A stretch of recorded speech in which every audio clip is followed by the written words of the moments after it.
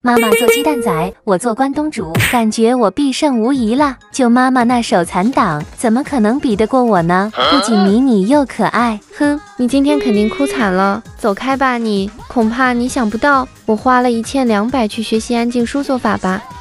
别吵，比一比就知道个。肯定大家都是喜欢吃鸡蛋子的，虽然看起来挺复杂，但我完全不用教程，6块钱一份，便宜又实惠。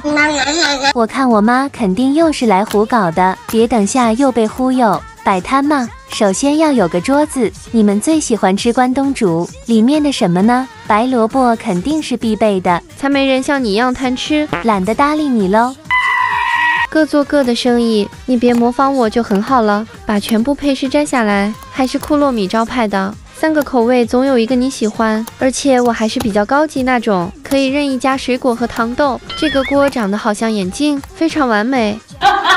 你看我的蔬菜肉丸多健康，还有鱼豆腐串成一小串，一口一个真满足。喜欢吃辣还是不辣呢？材料都准备齐全，马上就可以开锅啦！来看看你们都想吃什么啦？真香！哎呀，招牌都没有谁敢去吃啊！哎呀，马上就能开业啦，立体会比较好看点呢。锅放这里应该是对的吧？吃起来绝对嘎嘎香，专不专业你们说？哈哈，反正我要完成了，妈妈就是老乌龟啦！再摆上调料，这生意马上就要来啦！切，慢工出细活，你不懂。